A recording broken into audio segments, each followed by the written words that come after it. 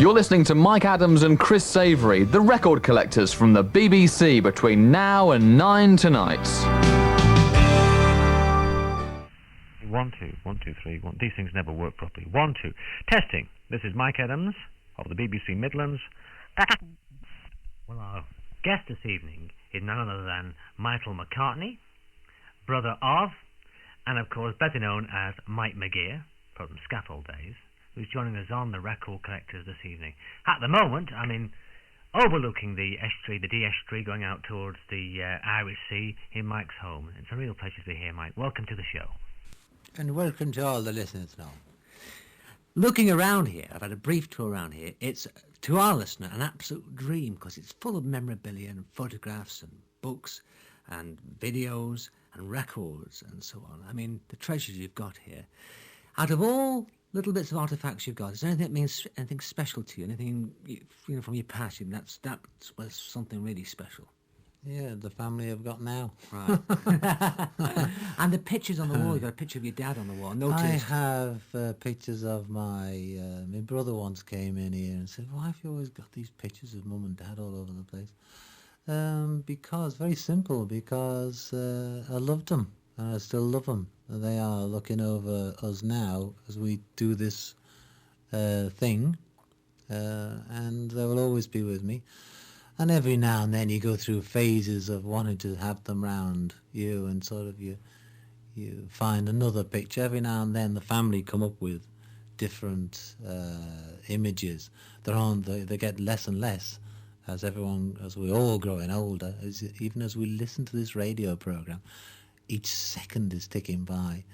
That's why actually after my mum's death, and then particularly after my dad's death, you have to learn a lesson about death, and that is life itself. Unless you learn to live every second that God gives you, then their deaths are meaningless. We're all here for such a short time, and anyone that's had close death to them in their family will know what I'm talking about, because unless you learn from that, then we're all wasting our time. Can you recall when you were just a boy, those days? To those remember. Exactly. But do you remember musical influence? I think your dad was musically inclined. I mean, what was your early musical memories? Always round the house, ever since a tiny kid, always round the house, my dad used to play piano. I always remember that as a child, because he used to play it round his house. My grandparents, Joe and Florrie McCartney, my granddad and grandmum. My granddad used to play double bass, boom, boom, boom, that thing, in the Territorial Army Brass Band when he worked in Liverpool. And my dad followed on, playing piano and cornet, the trumpet, the cornet. Sounds like an ice cream salesman, doesn't he? And he used to play it. The only time that he didn't play piano in the in his parents' home, was during the war, when the piano that they brought from North End musical stores, they brought it from Nems. They bought it from Nems, from Harry Epstein. Right? That's Father O'Brien. This is how far everything goes back, and this is how close everything in Liverpool is interrelated, because of course we had no idea that our kid was going to get involved with Harry's dad. Right? My dad went in Everton to the North End music store and bought a piano, and the only time they didn't play it in the war was when it was stuffed full of sandbags. Right? To stop them being killed by the bombs. What was that? That was a bomb. What was that? That was another bomb. One of my dad's old ones. And, everything I said is interrelated. And what is strange... And that to our listener in the Midlands here, of course, it was only literally yards away from the cavern where the North End music store was. No, we're talking about this was Everton. This Everton is branch, yeah. This is the original North End music stores. Right. Oh, yeah. And that's what I'm saying. This is what's extraordinary about all this. Is my dad used to buy from Brian's dad's place, Harry Epstein's place, when we had only these things in retrospect do you suddenly realise how close we are all related up here. It's things in families that you don't realise you're doing till afterwards, and you look back and you think, oh, hold on, there's a picture in my lounge. There's a picture of my dad with Jim Mack's band. Right, he went on from tinkling the ivories, as he used to call them, to then he went into cinemas. He used to back, the silent movies. Oh, yes. And they'd have chariot races coming on the silent screen, and he'd play, here comes the buggy ride, taking the piss out of them. And so a sense of humour is very, very important in Liverpool. And the picture I have in the lounge is of Jim Mack's band. That's where he got his band, with Uncle Jack, Cousin Keith's dad, and Bert Danner, which is the Robbins side of the family. You know, the Robbins, Kate and Ted and their kids. Bet is my cousin. And Bet and Mike were instrumental for getting my brother and I onto the stage for the very first time in Butlins, Yorkshire. Farley. There is Farley, Yorkshire. There is a picture there. Now, who would have known? It's only years later did we find that picture of my dad in Jim Mack's band, just second from the drum. But that's it, and on the drum it says Jim Mack's band, right? Quite clearly. And weirdly, years later, I then started to take photographs. My large amount of my career is taken up with photography these days. Next Friday I'm off to Mexico to do images, silkscreen prints of my photographic images from way back then up to right now, what's going on in Liverpool right now. And what is strange is that there is Jim Mack's band on my dad's drum. Years later we found that photograph. Now, I'd taken photographs when my dad gave me his Kodak box camera. I was allowed the luxury of using the family box camera, and I built up slowly into a Cologne Kern pop-out camera, and then our kid from now on, everybody listening, is Liverpool vernacular, is Liverpool slang for my brother or sister. So seeing as I didn't have a sister, it's a brother.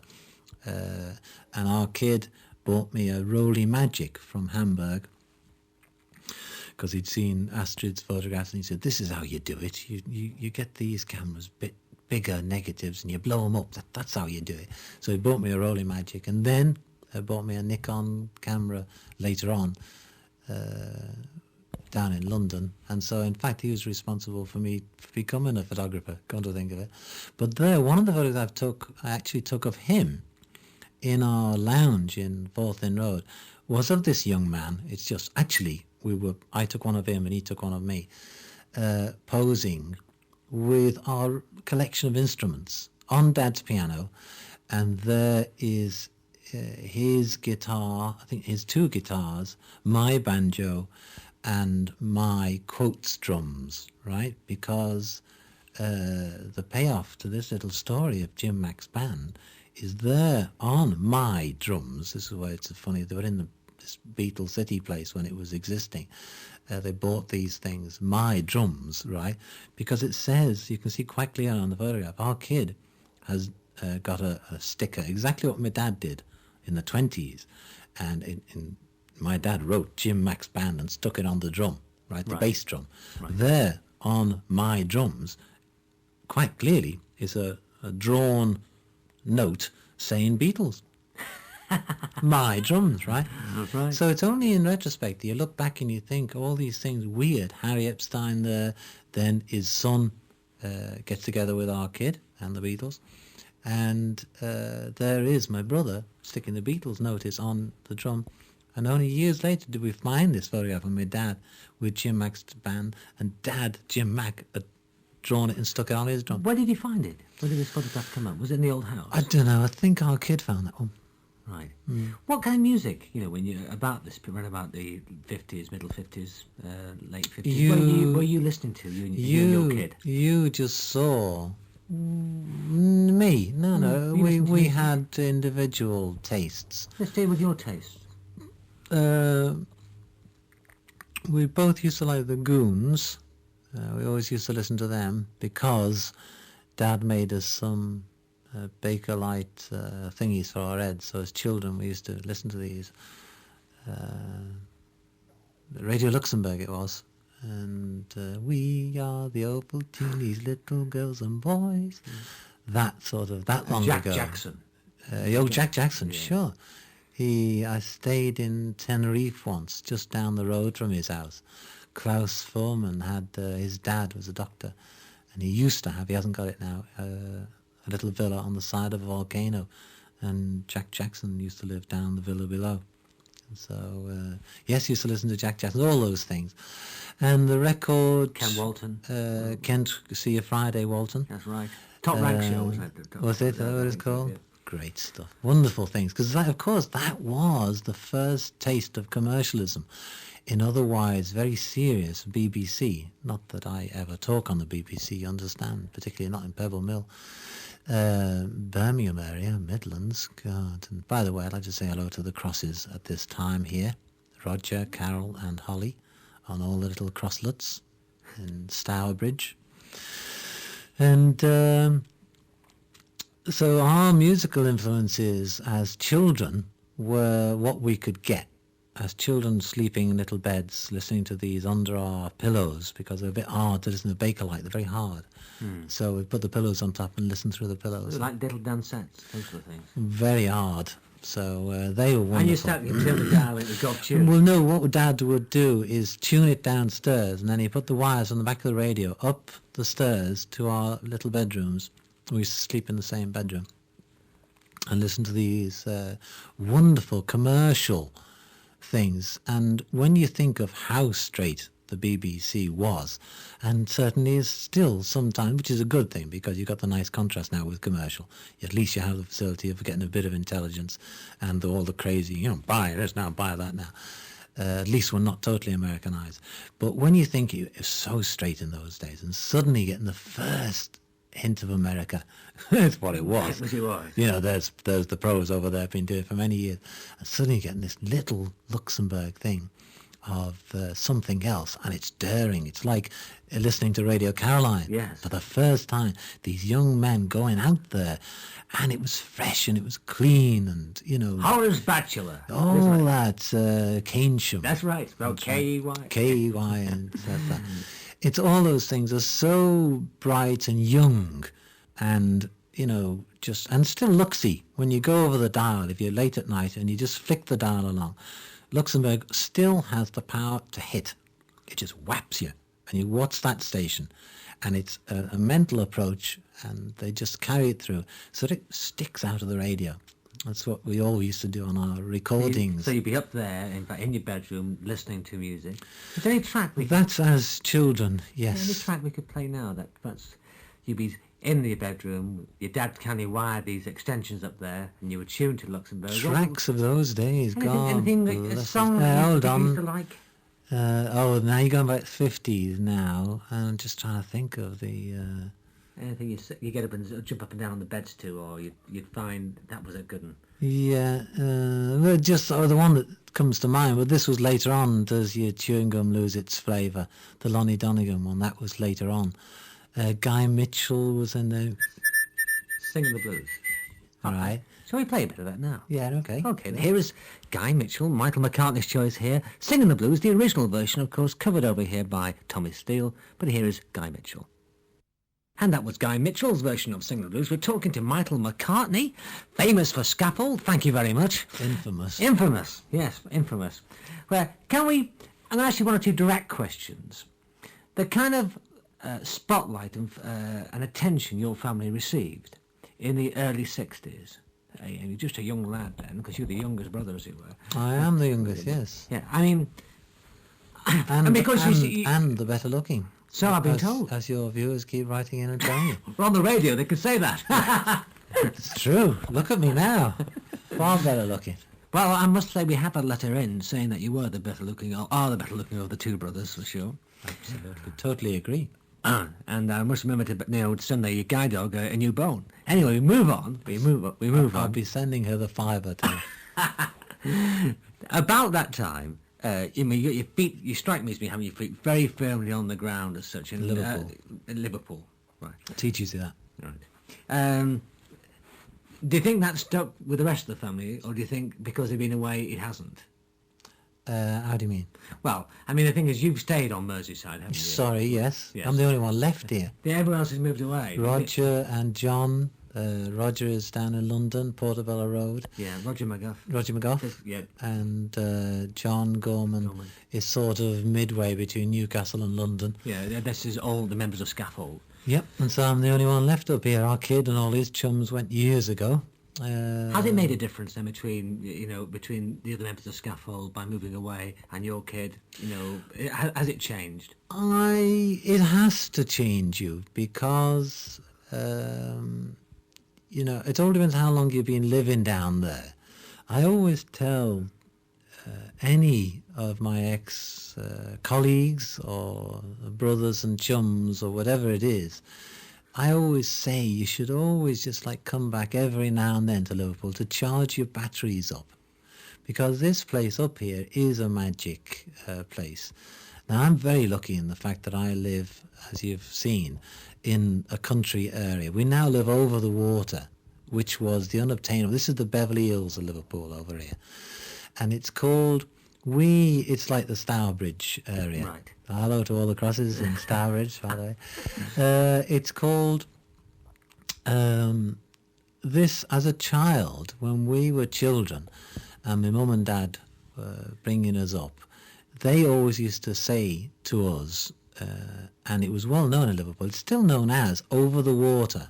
Yes. The Wirral is still referred to as that is over the water. We should play at this stage Ferry Across the Mersey as we're Ferry Across the Mersey. And here it is. Oh, my love is where you are, where you're gonna be. Well, there we have Ferry Across the Mersey. We're talking to Michael McCartney, the man and his music and his influences. At the moment he's looking at some of my memorabilia. I've brought some books with me. Regretfully not, thank you very much, on Max White and Blacks, which I'm looking at with great envy. But all books about places and things connected with the Beatles. Beatles? The Beatles, remember that group? Beatles. Yeah. You didn't get them down the Midlands, did you? What, the Beatles? They played in Shrewsbury on one occasion, you know. Yeah, it's all in the book. Let's move away from the Beatles anyway, Mike. The Scaffold, can you tell us the true story, how it got together, how you all got together? The Strudel story? You want the Strudel story? How Scaffold got together? My God, have you got a couple of years? Might have been called McCartney in the early days.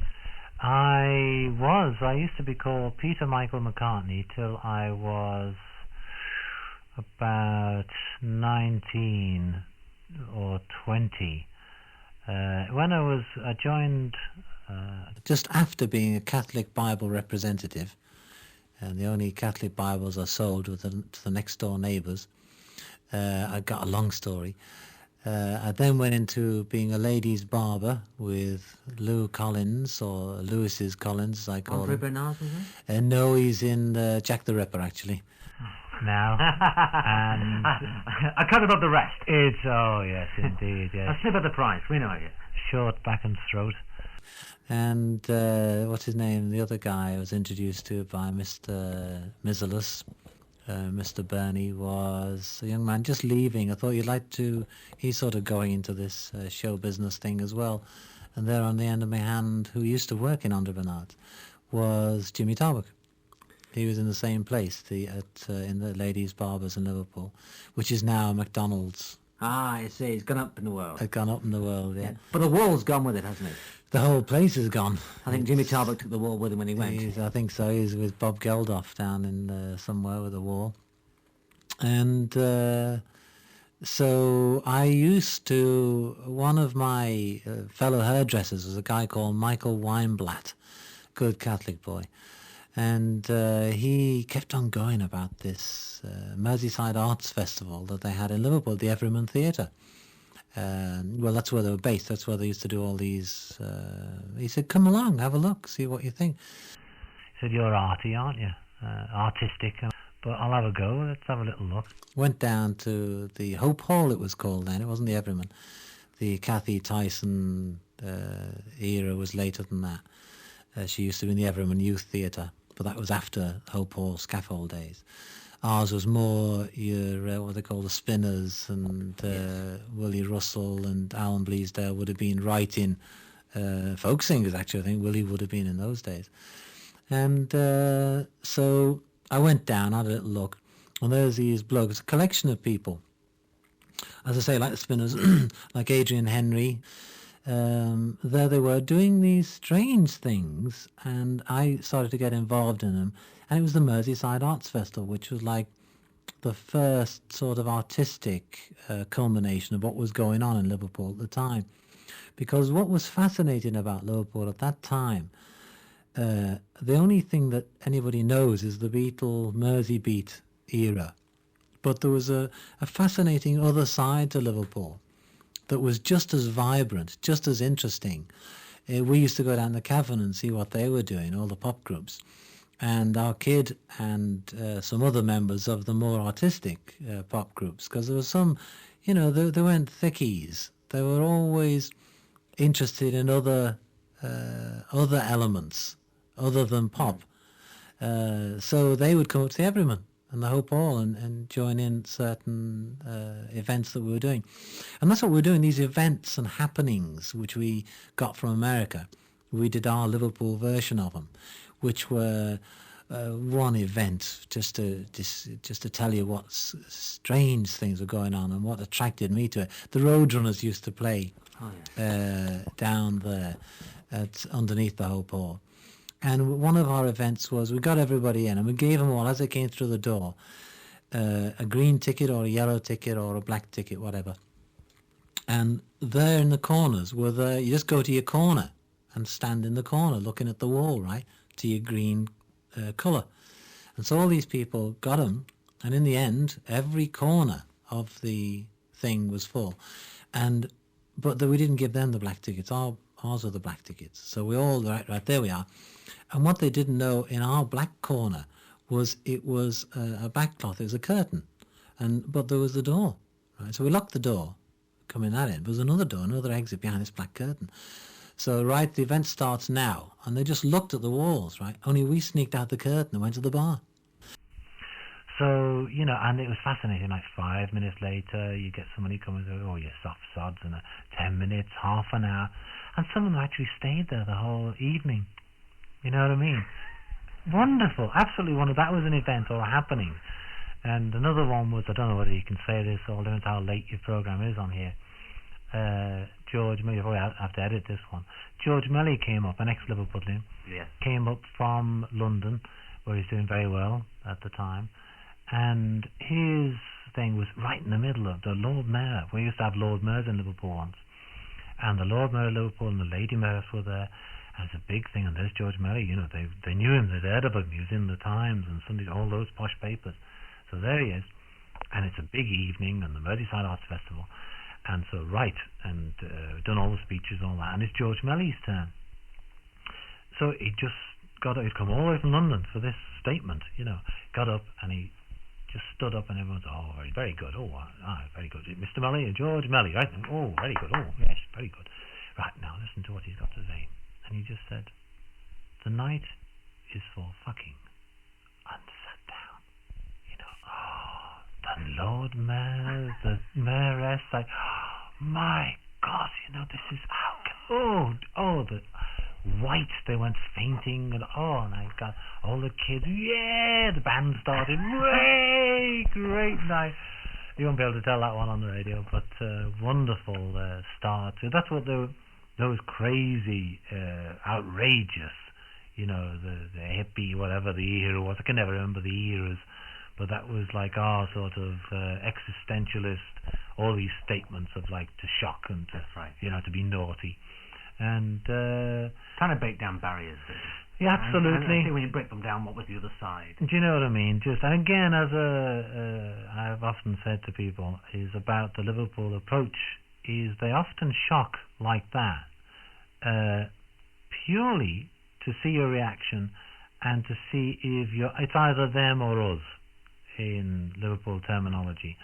And often it is just a shock value just to get to know the real you, to bring you out of yourself.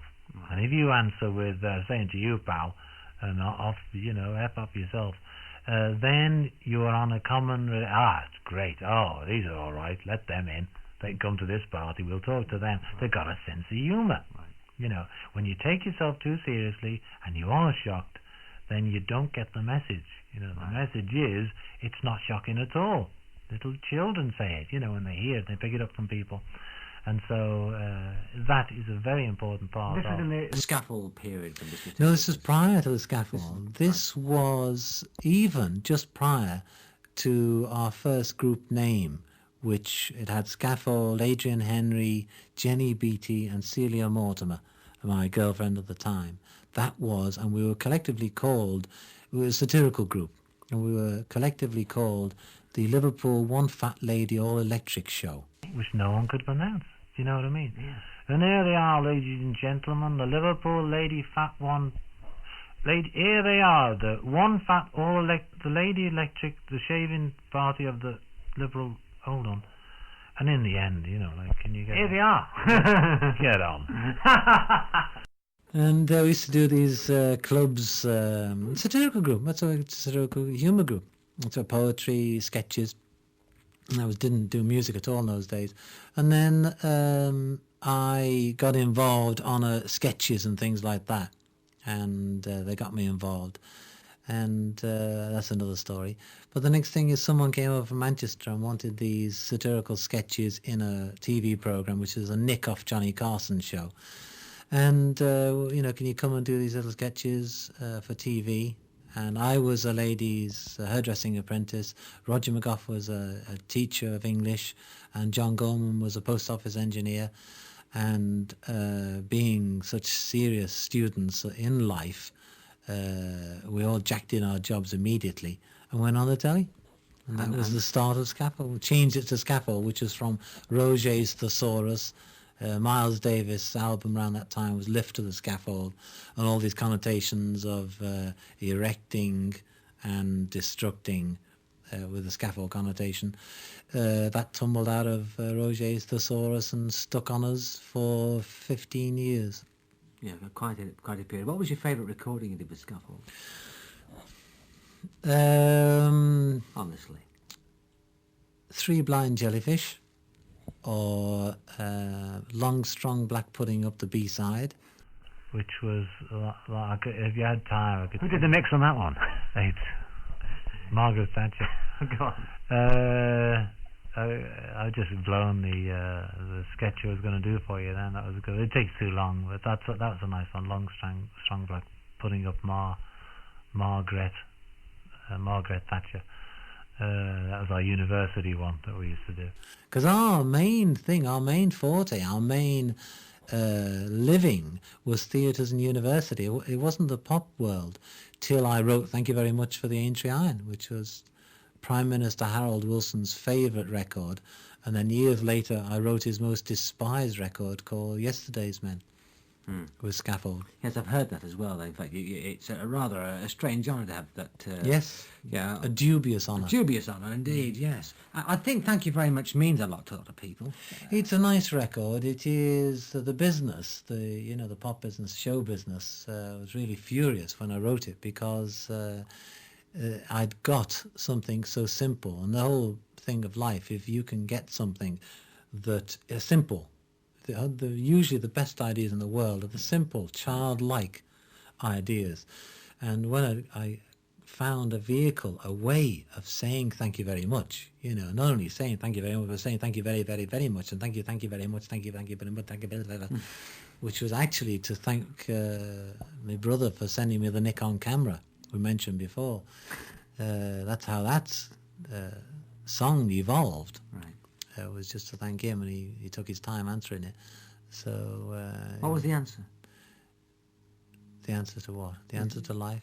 No, well, go on, this could be. But you said it took a long time in answering it. Answering the phone. Yes. I rang down to London to say thank you very much for the Nikon camera. Right. That was the original song. Thank you very much for the Nikon camera. Thank you very much.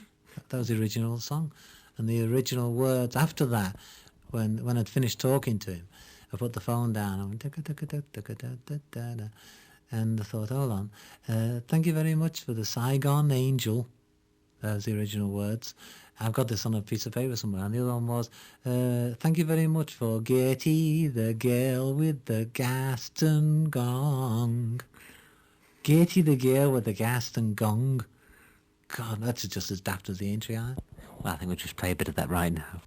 Continuing our conversation with Michael McCartney and Scaffold, Lily the Pink. Can you tell us a bit about Lily the Pink and its the idea of the song, where it came from? Lily the Pink. Actually, my cousin Keith sent me a bottle of Lydia Pinkham Compound from America. That's where it originated from. We didn't even know. All Scaffold knew was this old rugby song, dirty rugby song, filthy rugby song, which you couldn't play on the radio. Never mind record and put out as a single for the children.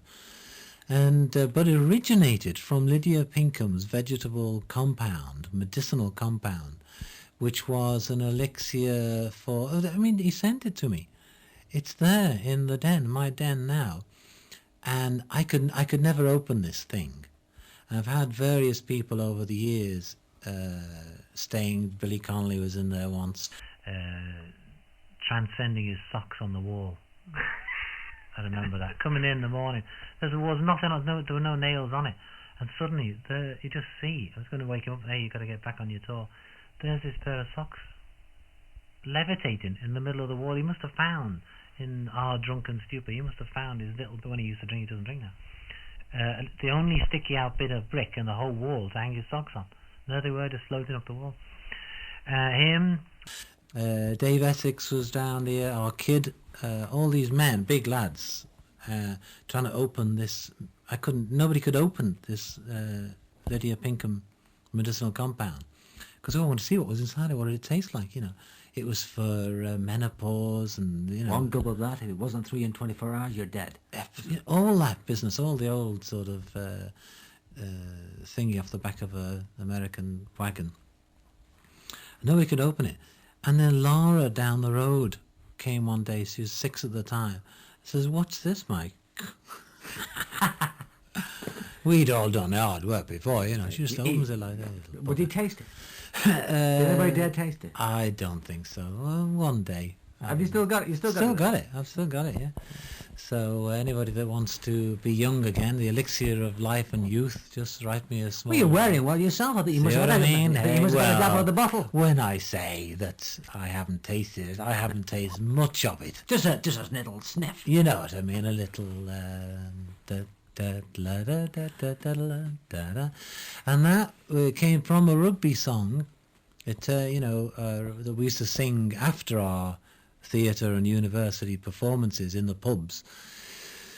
We turned it into a song which was a double A side. I insisted on this. Gorman and I had great arguments over this. Just put it out as it'll be a number one. I said, yeah, it'll get high.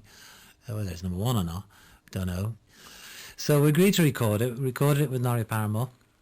God rest his soul. God rest Norrie's soul and his gold disc lined wallpaper. Him and Cliff being whatever our old Cliff's 30 years in the business today. Good on you, Cliff.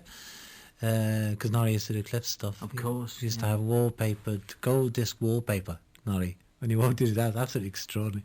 Never before seen that. Our kid could probably match it now, easy. But very strange. And we went into the studios, recorded it. A couple of things that are fascinating. When you now listen to this, are you going to play this next? Yeah, okay, we'll play it right now. Lily the Pink. Whilst you're listening to it, there's a couple of little things to listen to. That is on the bass drum, I'll give you that one quickly, was we were mixing it down. Me, Norrie Paramore, I think the Scaffold had gone home now. I always used to be into the recording business, the singing aspect of it. The others were into humour and poetry. I was the song one. And got down to the mixing down to it. Now we'd put all these things on. Norrie Paramore, the can lad, the gopher, used to get the teas, was a young man called Tim Rice Oh, yes. on this one. Could go for that, man. Never make it. No. If only you could put a word or two together. And we're all sitting round, and right, let's mix it ground. I said, fine, that's okay. We'll mix it ground if you want. Sounds like a coffee advert. Okay, smashing, and here we go. And I said, the only thing is, can we just lift the bass drum up, please? It's a dance, the whole thing, why I agreed to do it was to have the poetry side, but this one's got to be dance side. It's got to be wheel, dink, to Lily. And all we were getting is, he said, you can't, come on, lift it up, more. We said, that's it. We've overdubbed it so many times. Jack Bruce, they bought Jack Bruce, Cream Jack Yes, Bruce, DJ. is the bass player on Lily the Pink, right? Right. Mike Vickers brought him in, and there's Jack Bruce. I said, what the hell's he doing here? He said, he's a friend of Mike Vickers. I said, oh, Jack. So I went to the studio. I said, all these session men, there's Jack Bruce. I said, listen, Jack, whatever you want to play, play it. Whatever you want to do. And everyone else that I even told Jimi Hendrix on the McCartney Gear album how to play his solo. I'll tell you about that the next time we meet. So I thought I'd learned from that. That's a long story. If you ever hear McCartney Gear, listen to the Jimi Hendrix solo. And it comes to, I think EMI is supposed to be releasing that soon, I don't know when, re-releasing it. And so I'd learned my lesson of trying to teach Jimi Hendrix how to play his guitar. Put your teeth in. Oh my God. And tapping his knee, now Jim, now, play now. And so Jack Bruce, anything you want. He says, well, to tell you the truth, Mike, I only think you can go boom, boom, boom, boom, boom, boom, boom. Okay, just do it, whatever you want. That's all I can do on this one. Okay, thanks a lot. So he'd done that, mixed it all down. Graham Nash had come in. He was the Jennifer Eccles verse you're going to sing now. Isn't, because everyone's so used to Graham Nash being on a high falsetto business with his Hollies stuff. When he comes down, singing right down to Roger McGough singing, they all think it's Roger singing Jennifer Eccles, because the Hollies had the big hit out then. And so as if you're passing, and he'd passed and he sang Jennifer Eccles. So listen to this song now, any second, and you will hear Graham Nash singing, not Rog, for that verse. So all mixing it all down. This is wonderful. And all we need is a bass drum on this now. That's it. We've mixed it down so much that there's no room for bass drum. So I said, this is ludicrous. The whole point is that Don't need bass guitars you could bring in. Oh, no, good. Jack Bruce. And so that was it. And so I said, well, it's not good enough.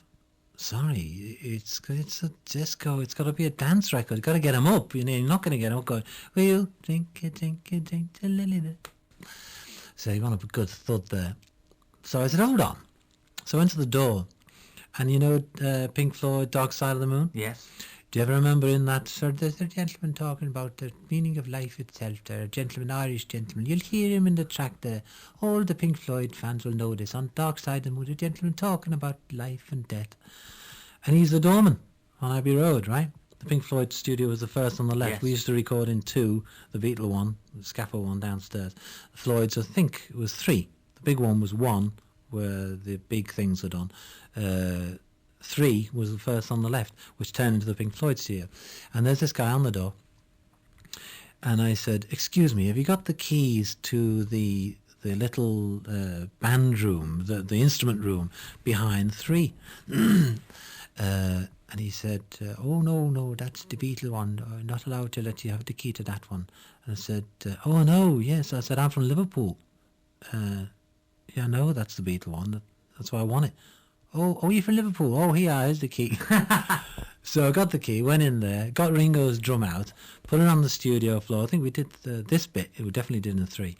Put it on the floor of the studio, got his bass thud thing that you could thump, put my overcoat over it to get the sound, and then wheel, boom, boom, boom, boom, boom. That's me, isn't it?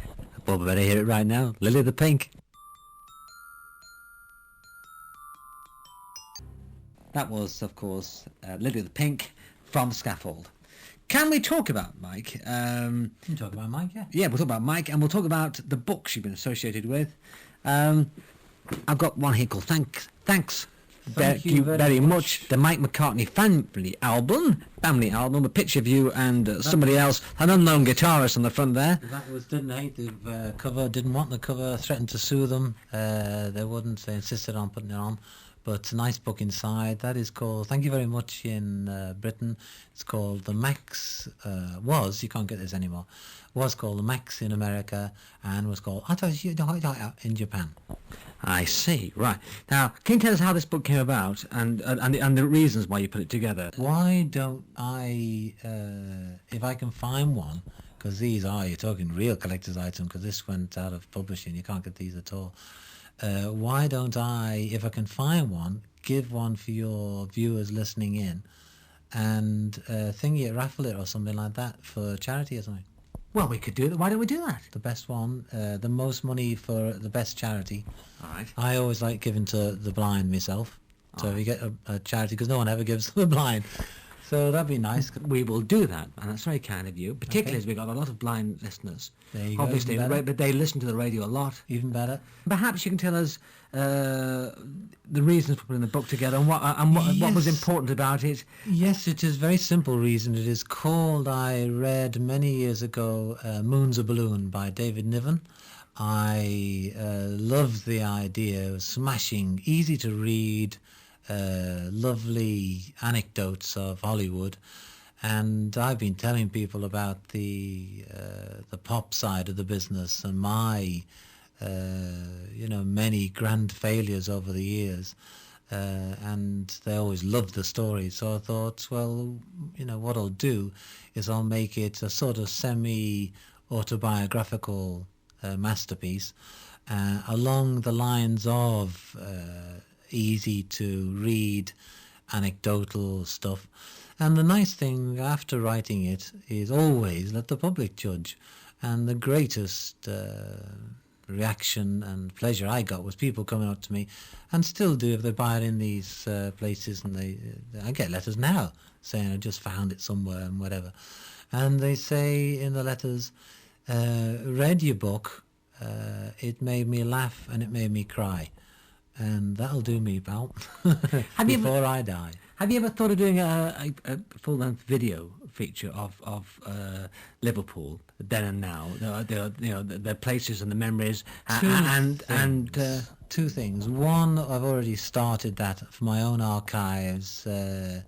Roger Cross, who shall remain nameless but lives in Stourbridge, Pedmore actually, came up from Pedmore, Stourbridge, and came round Liverpool with me with his little video camera, and we just went round the old schools. First place I lived in is now no longer there, and the hospital where I was born, all that, the old houses, the school, the Innie, where we all went to school in there. So that is already down on footage, but at some stage I have got it planned, and someday I will do the definitive Liverpool documentary. You know what I mean? That would be. Well, I mean, if you were. Sorry, no, not biography. The definitive Liverpool documentary. And no, guide. not particularly biographical. No, in fact, biography, scrap biography, will make it the definitive Liverpool documentary. right? It will be done, and that will fascinate the hell out of you, because there's a lot in there that you don't know about Liverpool. Now we've almost avoided the other half of the family, Paul, and I've done that deliberately. Paul. I've done that. Paul McCartney, Paul McCartney, yeah. the famous The ex-Beatle. guy. It was Wings, wasn't it? Was it Wings? No, he's in the Wings. Oh, I'm sure. Was it RAF? He's in the Wings of Mike McCartney. I think you could be You right. know, overshadowed. Oh, of course. You know what I mean? He wanted to be in the shadows originally, didn't he? He was in the shadows, yes, but he couldn't walk properly. I know that's the Doing problem. all those cripple jokes with Lennon. Well, that particular person. Does he ever wander around these places? Has he ever sort of secretly gone back around his horn? No, he was round up with Bread the other day, doing that BBC programme called Bread. Yeah. And he went round our old homes. Again, you see, that's what's marvellous, is that it's called plugging in, it's charging up. And he likes doing that. He did it for the first time for many, many years the other day, and Was he delighted with thoroughly it? How did enjoyed he it. feel about it, coming back after a while? ask him. Right. Okay, so that's short and sweet. That's right. I mean, that's the best way anyway. Oh yeah, anything to do with our kid, always best to ask him. All right. You know, anything we work on, then great. But anything you want to know about him, I'm sure if he's doing. I was anything, very thinking about all the common influences you both had, and the fact that you seem to have a great affinity and love of the area. And you know, blood is thicker than water. I just felt myself that When if I you hit him, it is. Yeah. But when you're actually seeing these places and you're going back to these places and the memories they are, and particularly with your comment off air about John Lennon and how John wanted to come back to Liverpool, the strength of Liverpool. Yes. I'm just wondering, Yes, as very Paul important. isn't here, I just wonder if the family, if I could use it that way, Yeah. had the same sort of feelings about these people and places and these memories from the past, and occasionally want to revisit them, even though now you live on the Beverly Hills side over in Cheshire here, over the water, that you still go back to the old haunts from time to time too. Oh, sure, yeah. And I live here, you see, so I'm always there. I was there in Liverpool yesterday at the university I'm part of the project group of the Institute of Popular Music. I'm on the project. It's called the Board of Management or something now. We've been upgraded, and I'm just like a little part of a little team. And which they are going to have part of a degree. They've already got 6 people studying popular music. They're at long last academia. I'm sure this is a little pet subject of yours too. I've heard it gets to me up here from the Midlands, you know, through Starbridge and Pedmore.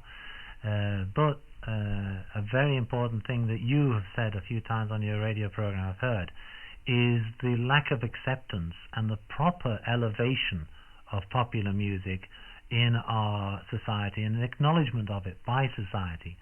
And we are at long last in Liverpool going to do something about it. And it's on sort of government level too. It's sort of now it's being accepted definitely by the academia and the academic world as important a cultural subject as, say, films, theatre, which they've always been long hallowed. They've always had the you know. They've had the museums, they've had the rock galleries, but pop music has either been a Madame Tussauds. It's always been a second or third-rate citizen. Yeah. And long last, but they're keen enough to live off it, aren't they? They're keen enough to take all the riches and all the money that goes into the system. This is where, at long last, we're redressing the whole thing. And at Liverpool University next year, this is 1989, is going to be the launch. I'm just being promoted to the launch committee to do it properly. And you're going to hear about it next year. The Institute of Popular Music is what it's called, IPM. And you'll, just listen for those IPM next year, and that at long last it is put in its right position. Pop music has long been elevated to its proper position. Well, Mike, you share a lot of my views as well. I'm looking forward to hopefully going down to Liverpool University and meeting some of these people, and that maybe that people can touch, feel, and actually get involved in popular music. And because the beauty, it is an art form, and I think the thing is, it's an art form. One of them, majority of us can actually get involved in it. Well, no. If you think about that, the majority of us can't get involved in it. We'd love to be. A lot of kids and a lot of people would like to be involved in it. But one rather nice thing, we can be involved in it listening. Yes, we can you know what I mean? And we can be involved in it in if it's only playing a triangle or playing a guitar or yes. even beating a drum. There's something we can do, or whistling. Yeah. Music's something which majority of us can participate in. And what's fascinating is now you can study music. Do you know what I mean? Yeah. Pop music has now a history. Yes, that's right. Now it has a history. Accepted. It didn't have it before. That's right. And now we can always has had since it started. Well, you can But argue now that. in historical context. Yes. You're right. Now it's got a valid. That's why they are acknowledging it now, and that's why they brought me in, because I'm local and could help on that score. And it's fascinating, and that's gonna leave a big mark. And again, it was so great that it's Liverpool doing it. Do you know what I mean? It's nice to see that you've kept your Liverpool home, as it were. Anyway, you've stayed true. In me Liverpool home, me sons are a statue exceedingly bare, by Epstein. If you want a cathedral, we've got a couple to spare. In me Liverpool home. Well, Mike, is there anything we can talk about? You're off to Mexico now, and I am, yes, all on ding ding, that's the bus. Number 86. That's it. Yes, Change at the pierhead. I am off now. You were talking about photography before. You going off to Mexico? I am. My main sort of. That's why you don't see me over here much. My main work pattern is in America. I've just come back from New York and Washington, having 2 photographic exhibitions there. And it is now. They've persuaded me to try silkscreen printing. And so I said, okay. Before I went to New York last time, they said, I'd love you to get involved. And I said, well, something that I've always liked to do, because I got thrown out of art college 23 years. Sorry, I sound as though I got in and was thrown out. I was never allowed in, because that year I went to the art college with my little thing under my arm, with my little drawings in, and I thought, I'll get in here easy, because I've got 1 GCE, and Lennon's in here, and he hasn't got any. I'm a better artist than him any day. So I went to the guy, Mr. Norman, and he said, sorry, pal, you've got to have 5 GCEs to get in here. That year was the year that Irish Mike chose to go to the art college, kicked out before he could get in the door. And 23 years later, I went back to the Liverpool Art College, next to my old school, the Institute, and said, can I have an undergo? Will you let me in and try this silkscreen? And they said, oh, that might be good publicity for us. Yeah, all right. We can have a go. You don't have to pay. I said, I don't mind paying. I'll pay my way. Because we don't want to take it out to the students. And, oh, yeah, fine, I'll pay for the paper and all that sort of thing. And Rex, lovely Liverpool gentleman, a man, no kid, took me around the thing and showed me how to do silkscreen printing. I went to New York and I got the job. And it was either, at one stage, McGull or Mexico, right? McGull and Liverpool printing this whole thing. And I fought for Liverpool, but in the end, they want me to go to Mexico. So I'm getting all these images together. As we talk now, I've got to leave you now and go into my den and finish off all these images, which is fascinating, very Liverpool images. Go over to Mexico, print them all up, get lots of exciting images to put on the wall, and then come back, and then go back again at the end of November sometime to Florida. It's extraordinary. My stars said I'd travel this year. It's called Mexico, back from Mexico. It's Florida, Capricorn, Miami. I am. That's right, Capricorn. To Miami, Florida, all that bit. Then the phone call I just got before you came was one to go on to Colombia, South America. They want me down there. Then to come back, and then I'm going to Spain, and then after that Lapland with Dreams Come True Kids. So when you're back home, you'll be home before Christmas. Oh, always. I've never, ever stayed away for Christmas. At the height of Lily the Pink, I insisted on staying home at Christmas. I don't care however much money you can offer me, I refuse to work. And I was offered a lot of money. Can you imagine the height of Lily the Pink? Can you imagine the whole world? Because that was on the top. The first record ever to get up to the top, to number 1, be up there for 4 or 5 weeks, go down, and then by public demand went back to number 1 again. First time it ever did it in history. It's in the Guinness Book of Records. Can we ask you to come on our show and talk live to our listeners? You don't have me. Oh, we will. You couldn't hold me. There'd be so many riots, and that'd be me getting in. Mike, we'd love to have you as our guest on our program live, and I know our listener would love it. But in the interim, we'll have to do with. Is it a him or a her? Our listener is are both. It's a both. Oh, it's a both, is it? It's a both. I'll yeah, definitely talk to them. Yeah, but even the two of them. Yeah. And my personality. They are, yes. Well, you're never alone if you like that. And my partner, never alone with the glam. And Chris Savory. Excuse me, I won Trivial Pursuit the other day in here with Ian McCulloch and Lorraine and Rowena and I on that very question there. The question was, what is You're Never Alone? And my wife said, oh, you'll never get this. You're never alone. And right, the difficult one where they tell you the question. The end of Trivial Pursuit, they say, right, they'll never get this. Right, what are you never alone with? Right? Yeah.